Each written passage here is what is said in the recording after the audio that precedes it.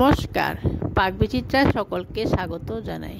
আমি আজ আপনাদের বড়ি ও কাটোয়ার ডাঁটার চচ্চড়ি করে দেখাবো। আমার রেসিপিটি কেমন লাগলো আমার কমেন্ট বক্সে অবশ্যই কমেন্ট করে জানাবেন। আর এই ধরনের নতুন নতুন রেসিপি পেতে হলে আমার চ্যানেলটি সাবস্ক্রাইব করতে ভুলবেন না। আর নোটিফিকেশন পেতে হলে বেল আইকনটি অবশ্যই প্রেস করে দিবেন। পাশে থাকার জন্য ধন্যবাদ। আজ আমি আপনাদের একটি সম্পূর্ণ নিরামিষ রেসিপি, বড়ি দিয়ে কাটোয়ার ডাঁটা চচ্চড়ি, মাসকলাই ডালের বড়ি। এখানে আমি 300 মিষ্টি কুমড়ো নিয়েছি, লম্বা একটু করে কেটে নিয়েছি। দুটো ঝিঙ্গে আমি খোসা ছাড়িয়ে লম্বা করে কেটে নিয়েছি।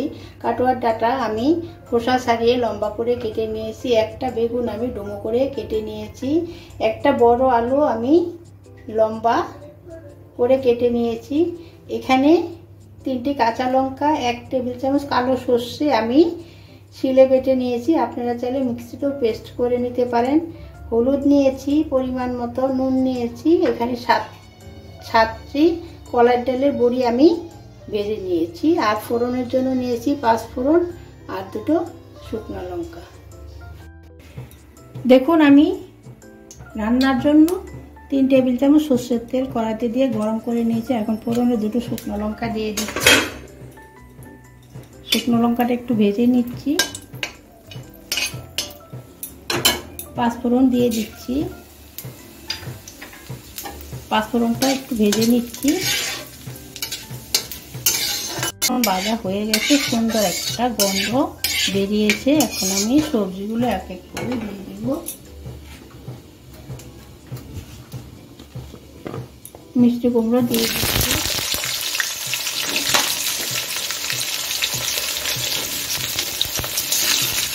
নাড়িয়ে নিচ্ছি। ডাঁটা দিয়ে দিচ্ছি। ডাঁটা একটু নাড়িয়ে নিচ্ছি, একটু ভেজে নিচ্ছি।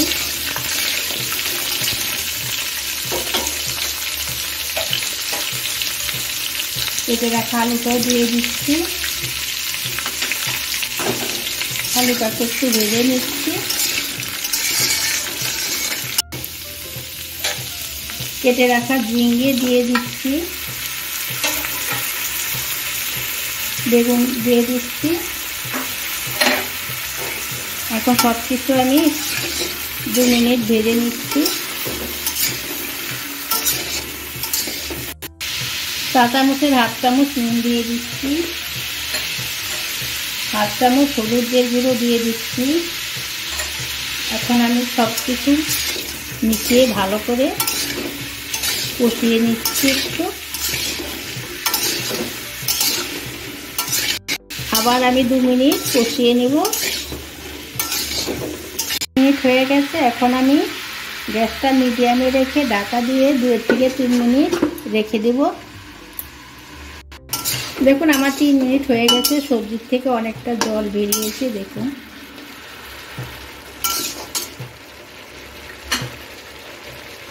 এখন আমি 1 বাটি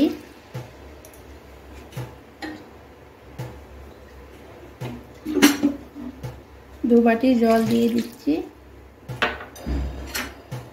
দিয়ে নেড়ে চেড়ে ঢাকা দিয়ে সবজিটা আমি রান্না করে নেব। এখন ঢাকা দিয়ে দিচ্ছি। গ্যাসটা আমি মিডিয়ামে রেখেছি। আমার সমস্ত সবজি নরম হয়ে গেছে। একটু দেখিয়ে দিচ্ছি। দেখুন, একটা ঢাকা দেখিয়ে দিচ্ছি। এখন আমি ভেজে রাখা বড়িটা দিয়ে দিচ্ছি। আমি 5 মিনিট রান্না করে নিয়েছি। এখন বড়িটা নেড়ে চেড়ে 1 মিনিটের মতো রান্না করে নেব। 1 মিনিট হয়ে গেছে। এখন আমি 3টে কাঁচা লঙ্কা, 1 টেবিল চামচ গোটা কালো সর্ষে বেটে রেখেছিলাম সেটা দিয়ে দিচ্ছি।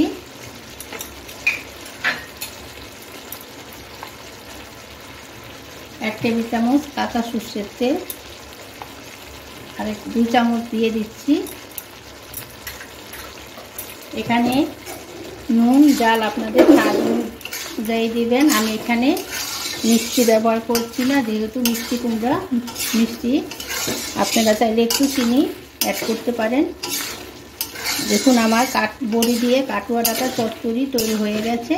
এখন আমি নামিয়ে নিচ্ছি, নামিয়ে তারপরে সার্ভ করে আপনাদের দেখাচ্ছি।